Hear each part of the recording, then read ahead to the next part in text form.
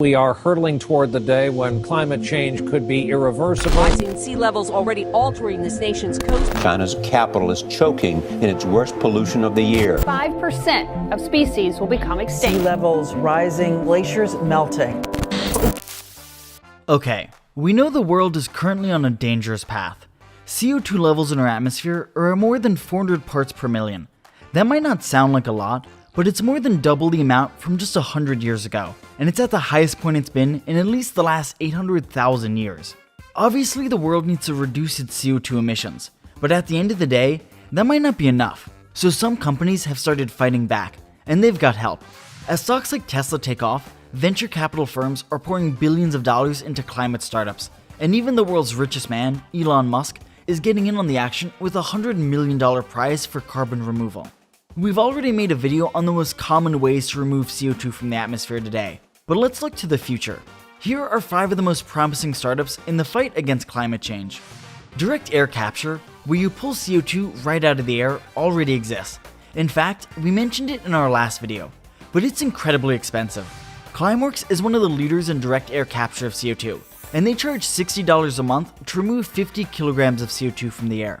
Over the course of a year, that's 600 kilograms of CO2 at a cost of $720. But that's the amount of CO2 a normal house's heating system produces in just a month.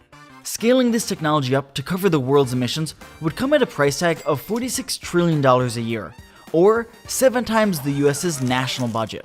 Obviously, for this technology to take off, it needs to become much cheaper, and that's where High Hopes Labs comes in. Capturing a gas is much easier when it's closer to its freezing temperature, and CO2 freezes at negative 80 degrees Celsius or negative 112 degrees Fahrenheit. The only place you'll find CO2 that cold is 15 kilometers or 9 miles above the Earth's surface. And since most of the gases in our atmosphere freeze at much colder temperatures, it's a relatively efficient process. High Hopes Labs, not to be confused with the song by Panic at the Disco,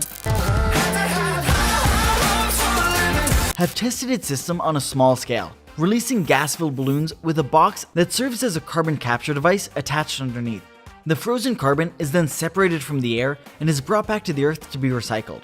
The company aims to build much larger balloons that could each remove a ton of carbon a day at a cost below $100, much less than the $1,200 it costs Climeworks to do the same thing here on the ground. But all they do is capture the CO2. What would we do with it? Well, back here on the ground, CarbonCure has developed a practical solution to Earth's abundance of CO2. CarbonCure has developed a system that injects CO2 into fresh concrete to reduce its carbon footprint without compromising performance. Once injected, the CO2 undergoes a mineralization process and becomes permanently embedded. This results in economic and climate benefits. Truly a win-win. CarbonCure works by injecting recycled carbon dioxide into cement during mixing. CarbonCure doesn't capture the CO2 themselves like High Hopes Labs, but instead provides a use for it once captured. Once injected, the CO2 undergoes a chemical reaction and converts into a mineral, calcium carbonate, which makes the concrete stronger, improving the compressive strength of the concrete, which then allows for a reduction of the cement content while maintaining the strength requirements. Since cement is the most expensive part of concrete, the ability to use less of it means a cheaper product. And once the cement is poured, that trapped CO2 will never be re-released into the atmosphere, even if the concrete structure is demolished. Every cubic yard of concrete poured saves on average 25 pounds or 17 kilograms of CO2 emissions. That means an average high-rise building built with this technology would save 1.5 million pounds of CO2 emissions, which is equivalent to the carbon absorbed by 888 acres of forest in a year. And this isn't some hypothetical solution. The company already has 330 plants operating around the world, capturing carbon dioxide emissions and sequestering them in building materials. But I know what you're thinking. Cement mixing isn't exactly the most exciting thing. Why can't we remove CO2 and party while doing it? Well, that's where Air Company comes in. Normally, alcohol is made when yeast breaks down sugars in different foods. Wine is made from the sugar in grapes, beer from grain, cider from apples, and vodka from potatoes. But rather than making alcohol by taking big sugars and breaking them down, Airco is building them up from carbon dioxide. Right now, they only manufacture vodka. But if this technology was applied to the rest of alcoholic drinks, they could sequester between 2 and 7% of global CO2 emissions a year. Ethanol, the key molecule in alcohol, has just 2 carbons. But why stop there? By continuing to build up molecules, they hope to produce more complex products like kerosene for jet fuel, which can have anywhere from 10 to 16 carbon atoms per molecule, and even sugars that you could one day add to your food. But Airco isn't the only company out there trying to get you to consume some of that excess CO2. Growing populations and increasing wealth means the global consumption of animal products is set to double by 2050. This represents a huge problem. You could cut your CO2 emissions in half by going vegan, and even as much as a quarter if you just cut down on red meats like beef and lamb. But people love their meat, so rather than cutting it out of our lives, how can we make it less CO2 intensive? Well, the answer may lie in what these animals eat. Protein for animal diets is too resource intensive to meet the growing demand. Massive deforestation is necessary to make room for soy to feed our chickens, and intensive fishing is required to source fish meal to feed our salmon. At Deep Ranch, they have a solution for this. They convert carbon dioxide into a sustainable, protein-rich ingredient that can be used to partially or completely replace these conventional sources of protein used in animal feed.